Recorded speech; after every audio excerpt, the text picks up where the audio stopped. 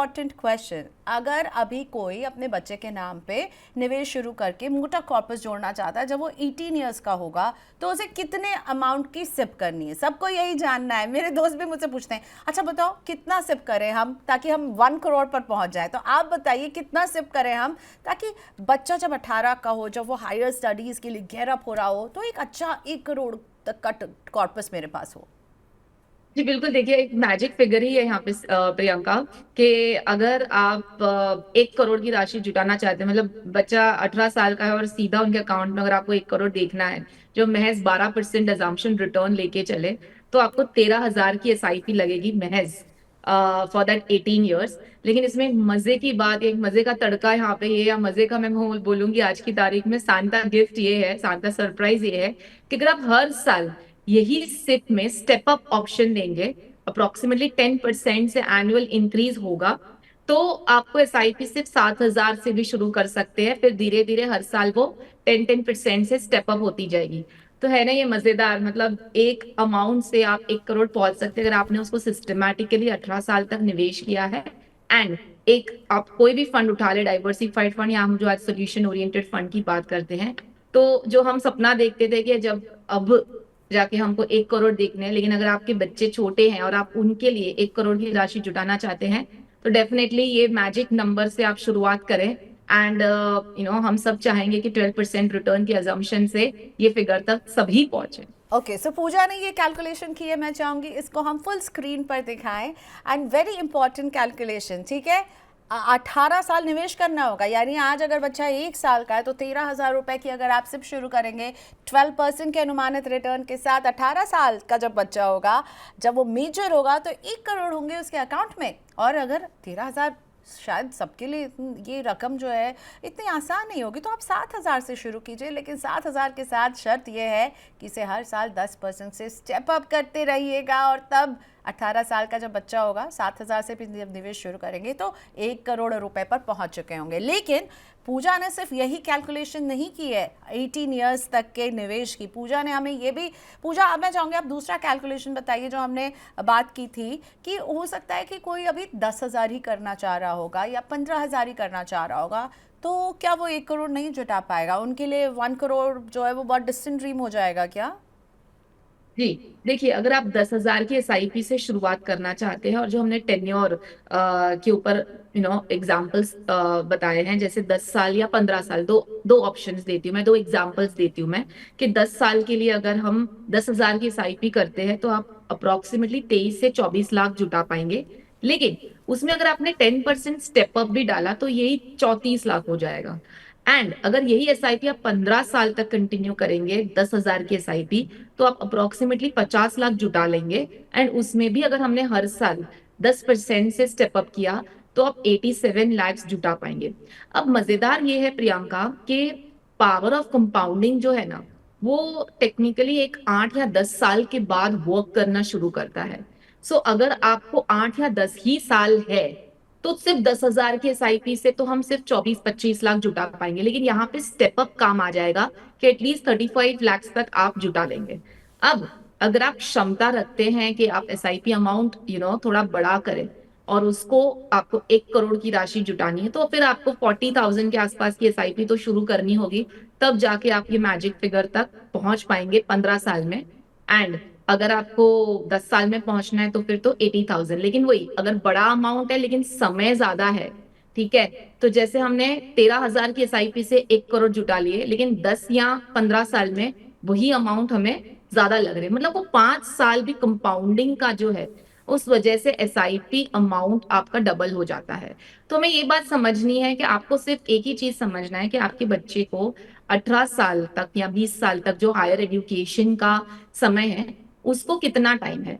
अगर आपके पास आराम से 18 साल है, आप 7-10 हजार से एसआईपी से शुरू करें, 13,000 से आप तो 1 करोड़ पहुंच ही रहे, लेकिन स्टेप अप लगाएं। लेकिन आपके पास बहुत कम समय है, तो आपको एसआईपी अमाउंट भी थोड़ा बड़ा करना होगा, and at the same time step up से थोड़ा जल्दी पहुंच जाएंगे।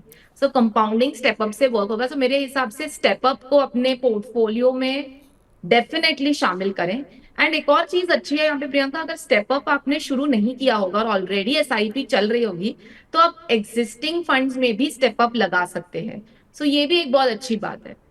एग्जिस्टिंग फंड में, क्योंकि मुझे तो ये लगता था कि अगर आपको स्टेप अप लेना है तो आपको पहले ये मैंडेट देना होगा कि मैं स्टेप अप करूंगी, तो फिर मुझे शायद नई सिप शुरू करनी होगी ना। एग्जिस्टिंग फंड में मैं स्टेप अप एक्टिवेट करवा सकती हूँ? मैं आप हम कर सकते हैं, अगर आपने एसआईपी कोई पर्टिकुलर फंड हाउस की शुरू की हुई है तो हाँ। आप उसके एक्टिंग आप फोलियो में जाके स्टेप अप ऑप्शन दे सकते हैं। कुछ फंड हाउसेस परसेंटेज ऑप्शन देते हैं, कुछ fund houses fixed amount option देते हैं। परसेंटेज मतलब 10% से हर साल बढ़ेगी, एंड फिक्स्ड मतलब हर साल समझो मैं 5,000 डाल रही हूँ तो हर साल 5,000 से बढ़ेगी। सो डेफिनेटली हम एग्जिस्टिंग में भी ये ऑप्शन दे सकते हैं आपको। सिर्फ वो आपकी जो करंट एसआईपी जो पर्टिकुलर फंड हाउस के साथ है उसके एग्जिस्टिंग फोलियो में जाके ये एग्जीक्यूट करना है, या तो आप डिस्ट्रीब्यूटर के थ्रू करवा सकते हैं या तो फिर आप ऑनलाइन वेबसाइट के थ्रू भी चेक कर सकते हैं, ये ऑप्शंस ओके। अवेलेबल है। असित भूनिया का एक क्वेश्चन है, और वो ये पूछ रहे हैं कि अगर मैं अपनी बेटी के लिए म्यूचुअल फंड में निवेश करना चाहता हूँ, और यही मेरा भी अगला सवाल था, यानी उन्हें माइनर अकाउंट खोलना होगा और किस तरह के डॉक्यूमेंट्स चाहिए होंगे अगर बच्चे बच्चे के नाम पर वो सिप म्यूचुअल फंड अकाउंट खोलते हैं, तो क्या केवाईसी, पैन, आधार क्या चाहिए होगा पूजा इसके लिए? जी बिल्कुल, देखिए कोई ज्यादा इसमें कॉम्प्लिकेशन नहीं है, सिंपल सा प्रोसेस है। सिर्फ ये है कि अगर आपके बच्चे की आपको एसआईपी उनके नाम से या उनके माइनर अकाउंट से शुरू करनी है तो सबसे पहले तो बच्चे का ही एक माइनर बैंक अकाउंट होना जरूरी है। जैसे ही आप बच्चा पैदा होता है, आप उनके जो भी डॉक्यूमेंटेशन है उसको आप शुरू कर सकते हैं। आधार कार्ड है, बर्थ सर्टिफिकेट से आप आधार कार्ड है, बैंक अकाउंट खोल सकते हैं। इसमें पैन कार्ड कंपलसरी नहीं है प्रियंका, सिर्फ बर्थ सर्टिफिकेट या तो फिर आधार कार्ड से ये काम हो सकता है, लेकिन माइनर का बैंक अकाउंट कंपलसरी है क्योंकि काफी एएमसीज मेजरली मेरे हिसाब से सभी में माइनर का बैंक अकाउंट कंपलसरी है उनकी एसआईपी के लिए। लेकिन जो गार्डियन है यहाँ पे उनकी केवाईसी कंपलसरी है। केवाईसी, अब मैं ये कहूंगी कि केवाईसी वैलिडेशन कंपलसरी है, केवाईसी सिर्फ रजिस्टर्ड नहीं, केवाईसी वैलिडेटेड होनी चाहिए। सो गार्डियन की अगर ऑलरेडी केवाईसी हो चुकी है तो आप इमीडिएटली माइनर की एसआईपी शुरू कर सकते हैं। अगर आपका बैंक अकाउंट रेडी है तो सिर्फ बर्थ सर्टिफिकेट और बैंक अकाउंट से आप फंड हाउस में एंट्री ले सकते हैं और स्कीम को सिलेक्शन करके शुरू कर सकते हैं। लेकिन अगर आपकी केवाईसी नहीं है और आपको बच्चों की एसआईपी करनी है तो सबसे पहले आपकी खुद की एक केवाईसी करानी बहुत जरूरी है, फिर आपको बच्चों के नाम पे एसआईपी शुरू करनी होगी। जी ओके, अब मुझे बताइए एसआईपी की कितनी हमें रकम करनी है जिससे हम 1 करोड़ पहुंचेंगे? वो आपने हमें बहुत सारे मॉडल समझा दिए हैं, ठीक है। 10,000 की एसआईपी करनी है, 13,000 की कर सकते हैं, या 7,000 की, या फिर बहुत टाइम कम है तो और ज़्यादा एसआईपी का अमाउंट करना है, और step up is very important. अब सबसे इम्पॉर्टेंट स्कीम कौन सी लें, क्योंकि स्कीम में तो बहुत सारे ऑप्शन है ना मेरे पास। आपने कुछ हमें लिस्ट भी दी है, तो मैं चाहूँगी आप बताइए सोल्यूशन ओरिएंटेड स्कीम और हाइब्रिड स्कीम्स, अगर वो बच्चों के नाम पर नहीं करके खुद पेरेंट्स करना चाहते हैं, तो दोनों के ऑप्शन पूजा बताइए। जी बिल्कुल, देखिए सॉल्यूशन ओरिएंटेड जैसे मैंने कहा कि अगर समझो आप 10,000 की एसआईपी कर रहे हैं या 15,000 की एसआईपी कर रहे हैं तो जरूरी नहीं है कि पूरा का पूरा 15,000 आप एक सॉल्यूशन ओरिएंटेड में डाल दें। आप उसको दो स्कीम में बांट सकते हैं, 5-5 हजार की। एक आप सॉल्यूशन ओरिएंटेड ले सकते हैं, एक आप कोई नॉर्मल डाइवर्सिफाइड फंड ले सकते हैं, चाहे वो फ्लेक्सी कैप हो या चाहे वो एक large and mid cap category हो। ठीक है, तो सॉल्यूशन ओरिएंटेड में मैं पहले कुछ नाम बता देती हूँ क्योंकि चिल्ड्रन स्पेसिफिक हो जाती हैं वो, जिसमें SBI Magnum children benefit fund है, इन्वेस्टमेंट प्लान। अभी अग्रेसिव फंड्स हैं, ये जो चिल्ड्रन फंड्स हैं या जो सॉल्यूशन ओरिएंटेड फंड्स है प्रियंका, इसमें ऑप्शंस हैं aggressive and at the same time date oriented भी, मतलब जिसमें डेट पोर्शन ज्यादा है, इक्विटी कम है। मेरे हिसाब से डेट पोर्शन ज्यादा वाला कोई ज्यादा फायदेमंद नहीं होगा एसआईपी के रूट के लिए और लंबे समय के लिए, तो हम ऑब्वियसली एग्रेसिव इक्विटी में ही जाएंगे। So SBI Magnum children benefit fund, फिर एचडीएफसी का children gift fund and ICICI Prudential का चाइल्ड केयर फंड। ये तीन ऑप्शन है, तीनों में से आप कोई भी एक को चूज कर सकते हैं as a solution oriented in your portfolio. और तीनों को रिटर्न्स काफी मजेदार हैं, अगर हम देखें तो 3 साल और 5 साल के रिटर्न्स आर क्रॉसिंग 15%। इससे ज्यादा और क्या चाहिए हमें पोर्टफोलियो में, कि हमें 100% इक्विटी भी एक्सपोजर नहीं है, सो हमारा रिस्क कंसेंट्रेटेड नहीं है 100% इक्विटी में, and at the same time आपको रिटर्न्स भी अच्छे मिल रहे हैं।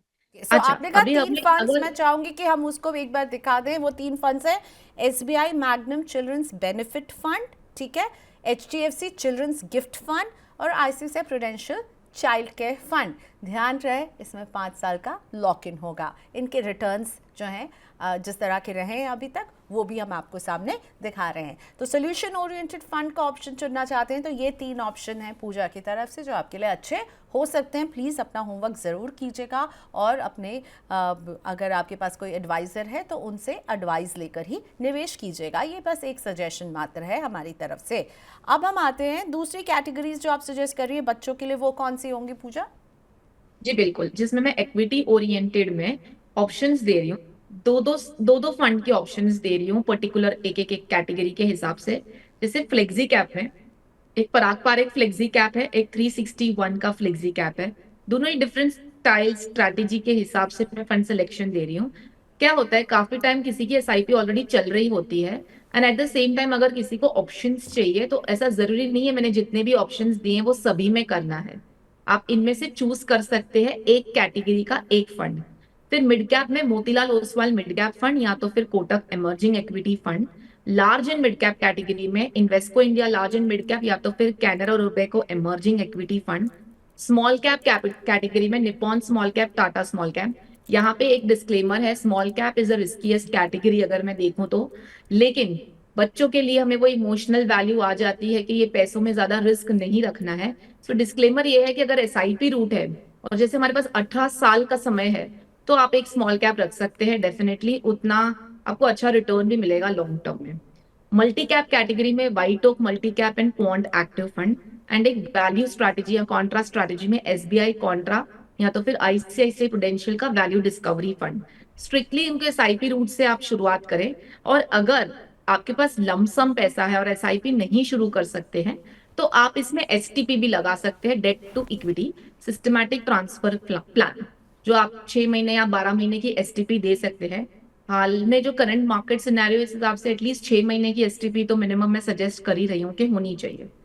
थोड़े बहुत थीमेटिक फंड्स भी हैं प्रियंका जिसके ऊपर हम बात कर सकते हैं कि अगर एक अग्रेसिव फंड चूज करना है, यहाँ पे एक ये चीज मैं कहूंगी कि बच्चों की एजुकेशन की प्लानिंग एक बच्चे के माइनर अकाउंट से तो कर ही जा सकती है। जैसे हमने 1 करोड़ की फॉर एग्जाम्पल राशि के बारे में प्लानिंग की, लेकिन एक पेरेंट भी अपने हिसाब से गोल प्लानिंग में चिल्ड्रन एजुकेशन फंड के लिए प्लानिंग करता है। जब भी हम गोल प्लानिंग करते हैं उसमें रिटायरमेंट प्लानिंग होती है, चिल्ड्रन एजुकेशन प्लानिंग होती है, तो उसमें 1 करोड़ से तो कहीं ना कहीं ज्यादा अमाउंट ही निकल के आता है, क्योंकि क्या होता है हर साल का एक एजुकेशन फंड होता है। एट द सेम टाइम कभी कोई अब्रॉड जाना चाहता है तो वो 2 करोड़ 3 करोड़ तक भी बजट जाता है, डिपेंडिंग किस तरीके का एजुकेशन देना है।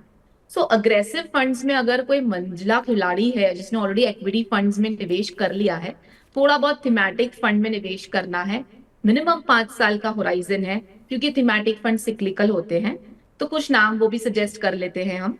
DSP tiger fund, Nippon India power and infra fund, ICICI prudential का इनोवेशन फंड, एचएसबीसी का कंजम्पशन फंड, एसबीआई का health care opportunities fund, Motilal Oswal Nifty 200 momentum 30 index fund.